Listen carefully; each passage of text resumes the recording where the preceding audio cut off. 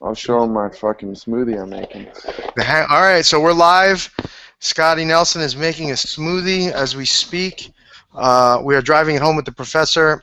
Scottie pointed out to me that we're not in a car, so we're being driven home, whatever that means. Scott Nelson is the owner of On the Mat, Built to Fight, probably a bunch of other stuff I don't know about. Probably the most connected guy in Brazilian Jiu-Jitsu and maybe mixed martial arts. It looks like he has a manservant there with him, which is nice. Multiples. Multiple manservants? Yeah. Nice. Homies. So I'm going to pass it off to Scottie. Scottie and I have known each other for years. Scottie, why should the folks who watch this show listen to what you have to say? You know, they should really only listen to you, Professor. I have no idea what I'm talking about. I'm just lucky that I know a man of your caliber and stature. That's really the only reason, because I'm your friend. Well, that's not true, but I will accept that as payment in full. Yeah. So, Scottie, you recently put out an email, right? That you had a flood in your home, and I did. you're getting some flack about people saying that you actually did not have this flood because you're using it as a marketing ruse. Is that correct? I'm definitely using it for some marketing, but it's not a ruse. My house did flood. I'll show you right now. Here's my bed and stuff in the hallway because it got all wet. Nice. Well, not nice, I guess. And then right here, you'll see the floor. Can you see that? Yeah. Yeah. That ceiling. See how you can see up my nose? That's the ceiling, and then all that back in there. It's kind of dark, but it's all flooded. Gone. Anyways, yeah. I flooded my house to sell Giza. Brilliant. Is there that much markup in Giza that you could flood your house and still make money? I mean, the richest people in the world, some of them sell Giza, so I don't want to blow my cover, but pretty I much. got you. Yeah. Well, speaking that, you know, as you probably are making the Fortune 500 soon, you know, Sheikh Tanoon, the Sultan of Brunei, Scottie Nelson, you know, those kinds of guys are all talked about in the same breath. What got you started in On the Mat, you know, like the gear business, or was it originally gear? You know, like what's the deal? Like, how did On the Mat get started? You know, basically, my buddy Gumby and I, we were working in Silicon Valley. There were only a couple of BJJ-related websites at the time. A guy named Don Geddes that trained with us at Half Gracie's. He had the very first one. It was stanford.edu/BJJ. And Gumby was working for a company called IX Micro, and they were working on video codecs. So we decided to build the Half Gracie website, and then we built our own website, onthemat.com, so we could host video and news and information about Jiu-Jitsu. So it originally started. You were in the web space, and then you moved into. So did you start off with gear right away, or were you just doing like news and videos and stuff? We started out with just news, videos. Then we did VHS tapes. Then we started doing patches, T-shirts, and then we started getting into gis, rash guards, shorts, stuff like that. Now, I know you have like a back catalog of videos. Are you still in the video business, or is that, you know, something? When I say video business, I mean like new content, or are you just selling you know, stuff from other people? Mostly I'm selling stuff for other people. I got a couple of videos. We've been doing the sub and surf surfing jiu-jitsu camps in Costa Rica. We're on like the 6th or 7th one, and we make a DVD about each one of those trips. I got the Rafael Lovato one coming out next, and then the Henry Aiken one after that.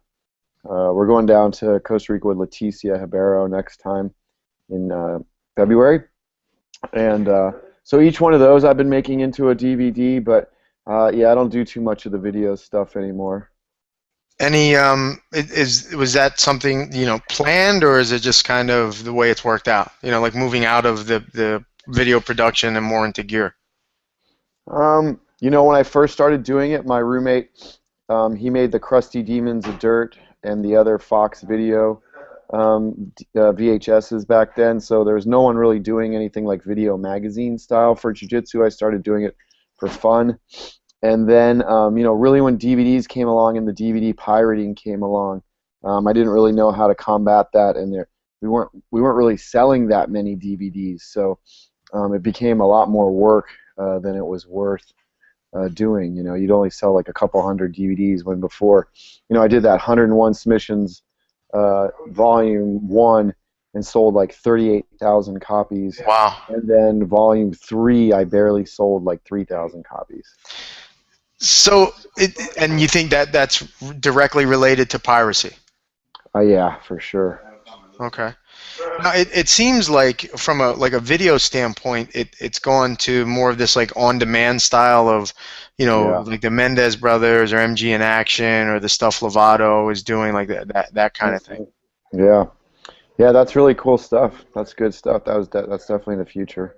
Like the membership sites and all that other Right, stuff. yeah. Yeah. So now you and I met in Brazil through our mutual friend, Dr. Gary Banner. Dr. Banner. Dr. Banner. Uh, And man, it was kind of interesting because like I had no idea who you were, and then we became friends over the years and that kind of thing. But like what did your time in Brazil kind of teach you about running on the mat and being in the business of jiu-jitsu and MMA? oh man. Well, I lived in Brazil for quite a while, and the latter part of when I lived in Brazil was when the Brazilian currency was plummeting. President Lula was coming into office and talking about forfeiting on the International Monetary Fund bank loans, so their currency was dropping. So like the amount of money I had in the bank was like doubling almost daily. I felt like I made a deal with the devil. I was like getting richer and richer by the day, and and it's already pretty nice living in Brazil, training jiu-jitsu for a job. Right. So yeah, Brazil was great. I had a great time there. I just got sick of it after a little while. Living in Brazil, I learned how to speak Portuguese, and I learned a lot of jiu-jitsu, and I learned a lot about the history of jiu-jitsu as it's told in Brazil, in the difference between the way it is portrayed in the United States. And yeah, man, everyone should go to Brazil and train if you're into jiu-jitsu.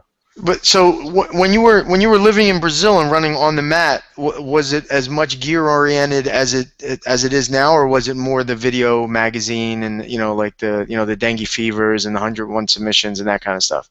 Yeah, we were just getting into gear then. We were just started doing rash guards, shorts. I made a bunch of rash guards and shorts and stuff. Brian Simmons came down and he invested some money in getting some stuff made. So in Brazil is when I first started making shorts and rash guards. I had already started doing kimonos a little bit before I moved to Brazil, but mostly just product development at that time. Now, were you sourcing the stuff there locally, or were you going internationally, going out to the east to get your gear? At that time, I was making everything in Brazil, and I planned on coming out with my Lucky Gi, the Lucky Gi brand, made in Brazil. But I was working a lot with Ed Clay, the owner of Gameness at the time, and the factories there were just ripping off and knocking off his stuff, and I saw like their attitude towards him as being a gringo and being in the Brazilian jiu-jitsu kimono market, and I just realized with all the changes that I was going to make in the gi that they were just going to rip me off also. So I didn't have a lot of faith with manufacturing in Brazil. So that's when I started going to Pakistan. So you changed your ideas, I guess, then. So going to Pakistan, you've also traveled to China to source manufacturers. Is that correct? Oh yeah, I've been to China, Taiwan, Taipei, Thailand, all over the place getting manufacturing done. Well, I think a lot of the people that either follow me or follow you know about the one famous story about you in Pakistan and almost getting killed and all that good stuff. We don't have to rehash Right. that. But um, what Pakistan is a good starting point in the sense of your business, because I talked to some other school owners and I know they've done this, and I want to get your kind of feeling on it.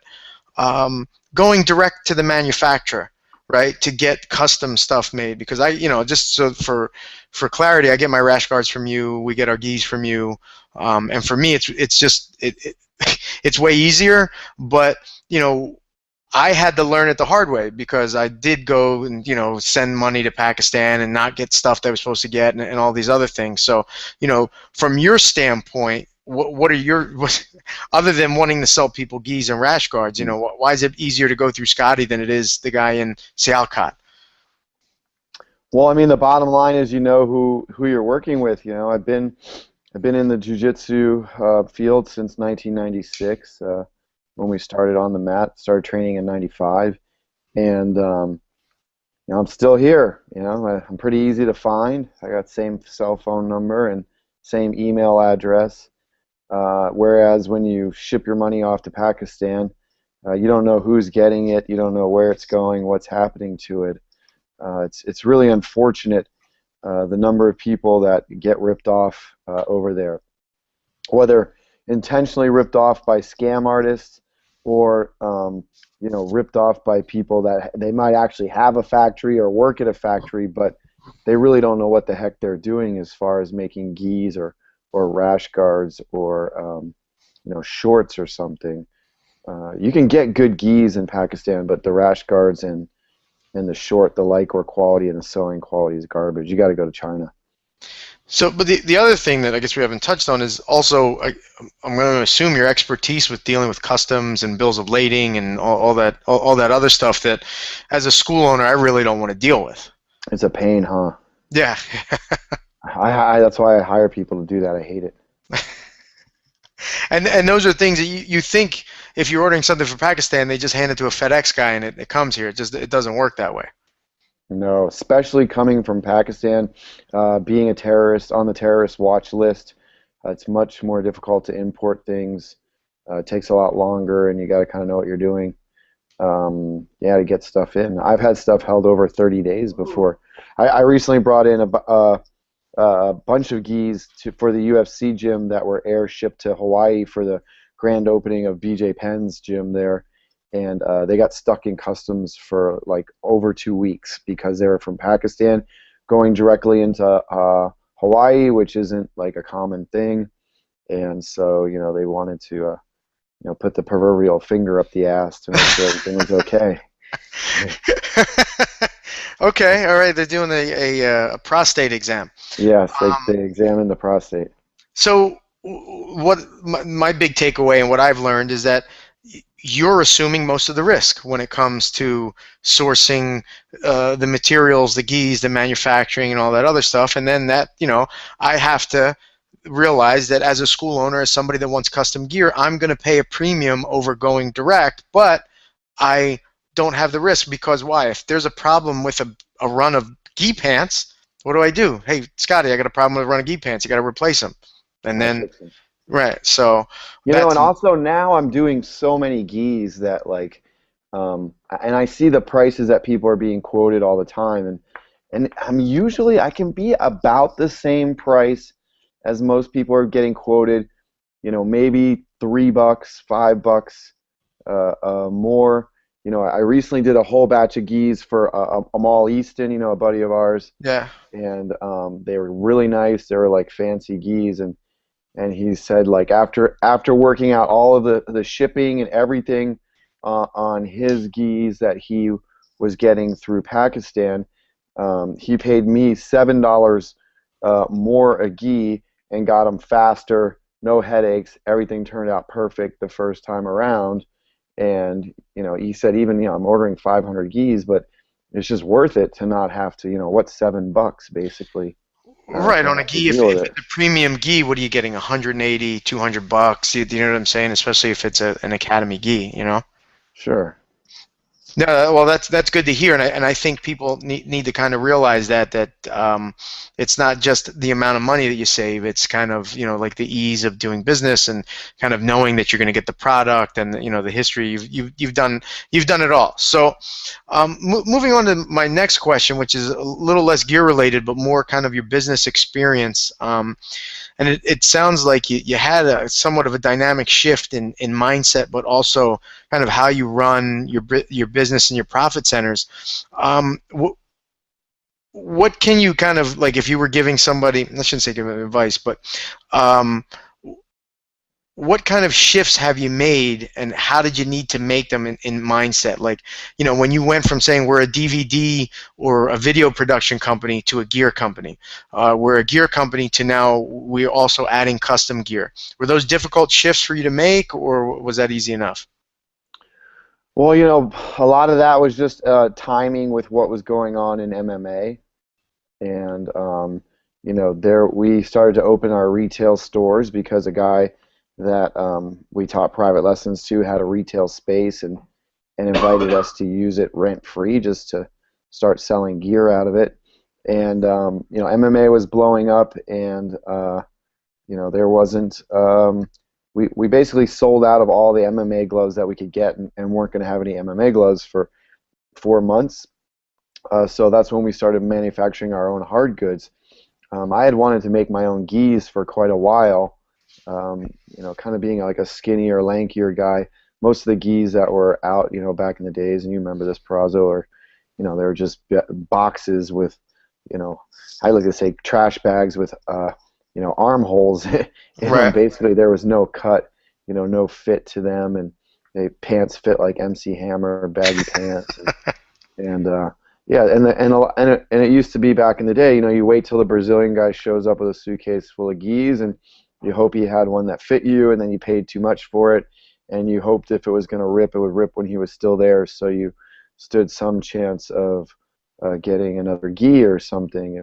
Or you went to like the dusty martial arts shop that sold throwing stars and ninja weapons, and you bought a KI gi that had a collar that anyone could choke you from a mile away and fell apart. There just wasn't a lot of options back in the day for gis. Now there's like a bazillion different gi companies out there. So Right. So the shift in kind of mindset and also kind of the products that you offer was more natural than anything. It wasn't a plan. It was just you kind of riding your wave of interest and needs. yeah, it was more of a have to and shift. Like I might start making some videos again. I was a little bit burned out after doing all those 101 submissions. They took like 4 or 5 months to do, and also with the making instructionals and stuff. It's just a lot of work, and the payout had dropped out of it. I mean, if you imagine you sell 30,000 DVDs and you go to selling like 3,000, it's a big pay cut, and I just wanted to do some other things also. Now I would suggest anybody just keep doing multimedia free downloadable products off the internet. Is such an easy product to sell. There's no manufacturing costs. Manufacturing is really, really hard. And I've branched out now. I actually consult for people who want to manufacture in China, want to manufacture overseas that have nothing to do with jiu-jitsu. Even working with a guy now who does drywall spacers So a guy wait, you're leveraging your experience from on the mat to now a consulting outside of the small circle of martial arts. Oh yeah, for sure, yeah. So So how did that happen? Like what was that just another opportunity that came naturally, or something you sought out? yeah, like it was something that I saw that some other marketing guys, they were doing it, and they were taking people to China, and I saw what they were doing, and I saw what they were charging, and I realized I've been to China like maybe eight or nine times at that time, and I just realized, oh, this is something that I could easily do too. Once you get the hang of working over there, and you understand the processes, and you understand how to use an agent, and how to source stuff over there, then yeah, everything's made in China. You just gotta find the right province and the right factory and get sampling done and go over there and make it happen. You know, and the thing is, most people they're scared to go over there, and also most people they want stuff done for them. You know, most people don't set the time on their DVD player because they don't want to take out the manual and read how to do it, even if it takes 5 minutes. So people want stuff done for them. They want it done fast, and we can do that.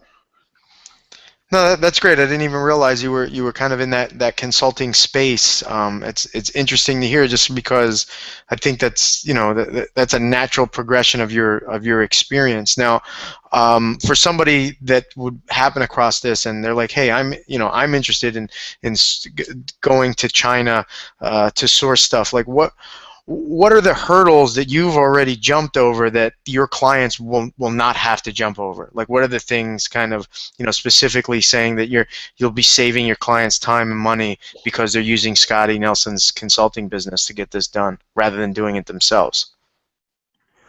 I mean, you could easily chop anywhere from 6 months to 2 years out of your learning curve by doing it, because one, I already have agents. I'm already familiar with the different provinces. I have, import, export companies. I have shipping companies. All the stuff that you would have to go through and do trial and error with people. I would say it's a lot like, getting some instructional Professor Perazzo BJJ instructional DVDs and grabbing your buddy and watching the DVDs and studying them for 6 months, or taking 6 months worth of privates every day with you personally and another black belt. Right. And, which one are you going to get better faster at? Right. Night and day. So yeah, I mean, I've been actually doing the same thing even for people in the jiu-jitsu space. I did some free webinars on for people on how to avoid getting ripped off by Pakistan, how to launch their brand, how to get that stuff. I wrote a book. You're in my book, actually. And like, to me, jiu-jitsu is awesome. It's my passion. It's what I love to do. But it's getting to be like not my biggest my income. So like it's amazing to me how many gis still sell. I haven't counted how many gis I sold, but it's been hundreds of thousands. And people are like, the gi is dead. I'm like, well, you could have fooled me. I just sold 5,000 gis this month. So I'm always curious how many people are buying gis. That's really cool. Now, you said something that's interesting and I don't know if it's because like I'm an Italian city guy and I sometimes don't trust people, but how do you reconcile basically helping people almost become competitors to on the mat? Yeah. I guess I just don't really care, man. You know what I mean? Like, I've always been a competitor like you, and it's fine. Like, the people that I've helped and stuff, the brands that are doing well, I'm selling them in my stores, so we're both making money together. Okay. And it's just more like as a passion and a love for jiu-jitsu, and like, man, like every time I see a post of somebody on Facebook talking about how they got ripped off by somebody in Pakistan, it just like, it turns my stomach. So, people are going to do it one way or another, and I figure if I can at least help them not get ripped off and understand a few things, it's just improving the sport, improving the game, and sure, one of them might just rise up and become the next King Kong, competitor of mine, but at least I'll be friends with them. Like, right. If that person was going to do it, they're probably going to do it anyways, and I'd rather have a good relationship with them, and really, it's like there's so many, the sport's growing so much fast. There's room for a lot of people, a lot of brands in here, and well, I know there's that saying that people say, the rising tide raises all boats. Yeah. So and it kind of sounds like you believe in that as well. So. Yeah, you know, I mean, I've always just, you kind of felt like, hey, you help me, I help you, and that's what makes the world go around. And you know, I've done fine. You know, I can't complain. I've seen a lot of brands come and go, and I feel like I have a lot of brand loyalty in the market. You know, I've seen a lot of people. I've heard stories of people come in and try to, you know, go in my friends' schools and sell cheaper gis or tell them not to sell my gis, and they get called out on it. And um, yeah, so and you know, also, like, I'm shifting a lot of my like I said, a lot of my income isn't completely evolved around jiu-jitsu, so I have that luxury right now also. So what I'll do is I'll put the if you're cool with it, you know, if you have the links to either, you know, the consulting business for people outside of jiu-jitsu on how to do business in China, any links, I'll put them in the description for anybody that's Sure. interested. So as long as you know you send me that, that'd be great. Now, we had talked earlier about your elevator pitch, right? So going back to being the Yeah. salesman, the salesman that you are, if you were in an elevator with somebody and you only had a finite amount of floors and you happen to figure out that they were looking to buy gear, you know, why would they want to buy gear from Scottie, you know, his on the mat gear? I mean, first and foremost, to buy gear for me is as far as I know, I'm really the only company out there that offers the warranty and the guarantee that we do. I got a 1-year warranty on almost all of my stuff, so it's kind of, you're buying it risk free. You know, you buy stuff from other people.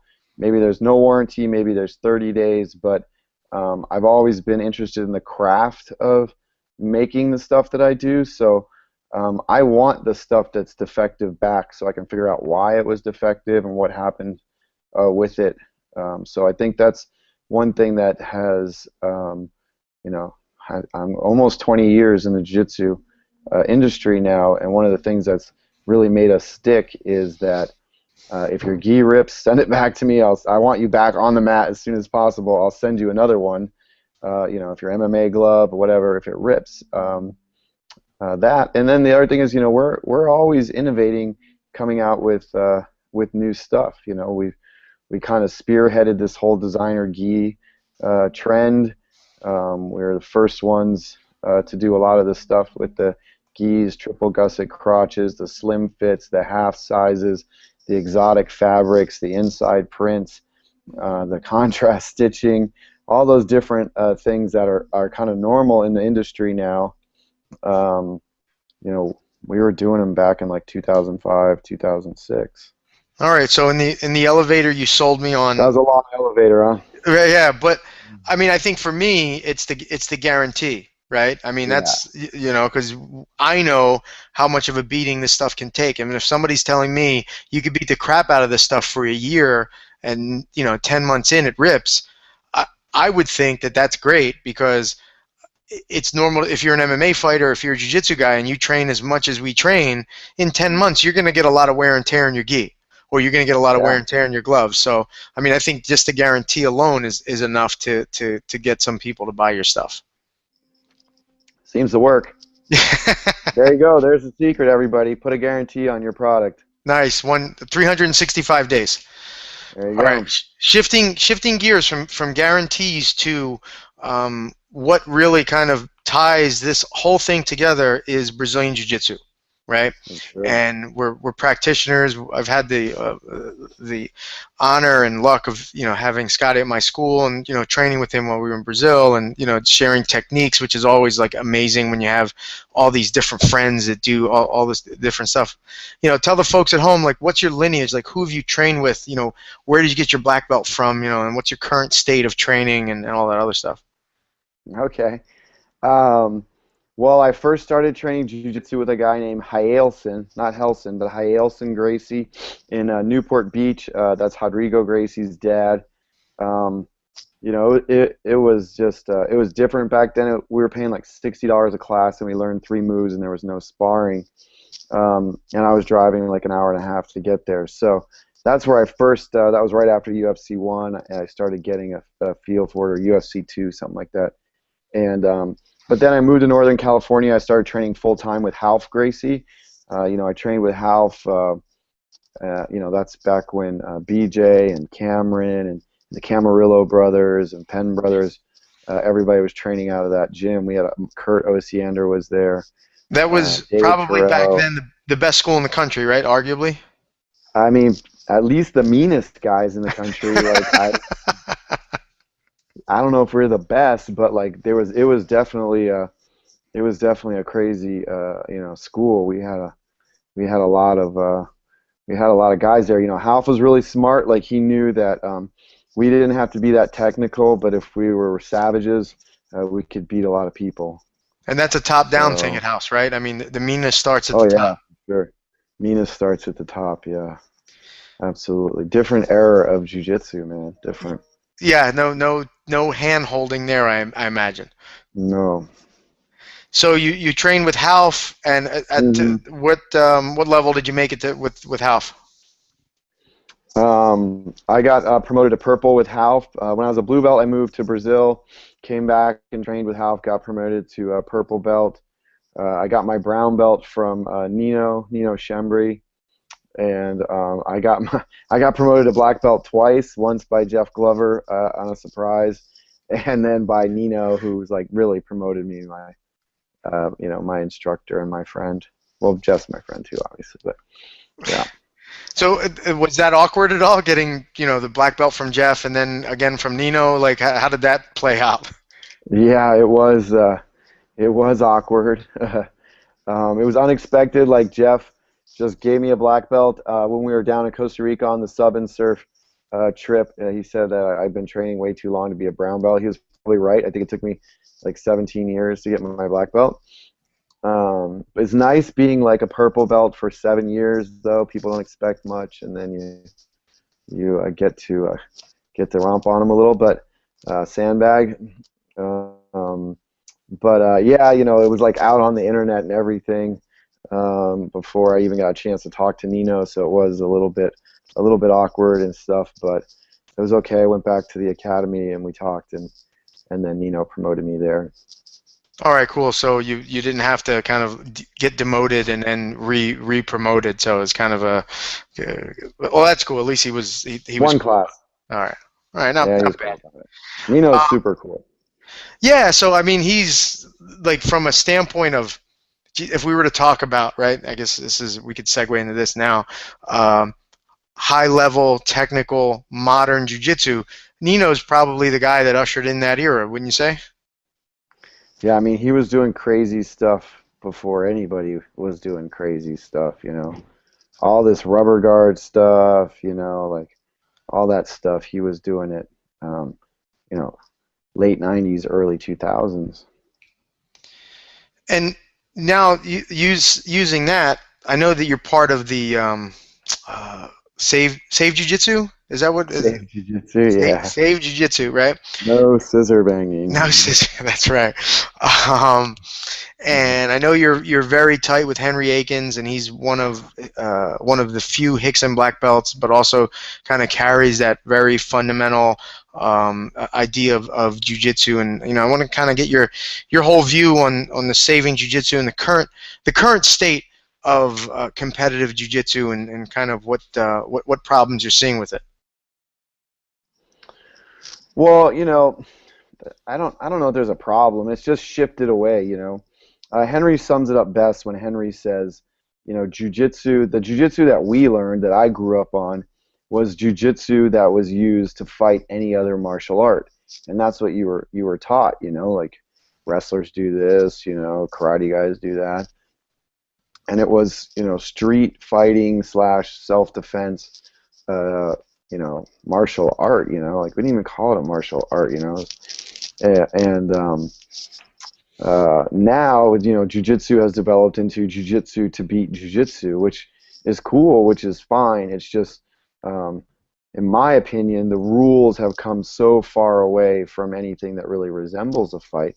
Now, does that mean like a black belt in jiu-jitsu can't get in a fight and win? No, not whatsoever. But to not learn that type of stuff, I think is like how do you be a black belt and you can't even do a double leg, or you can't do any throws, or you don't even know, the simple self-defense moves.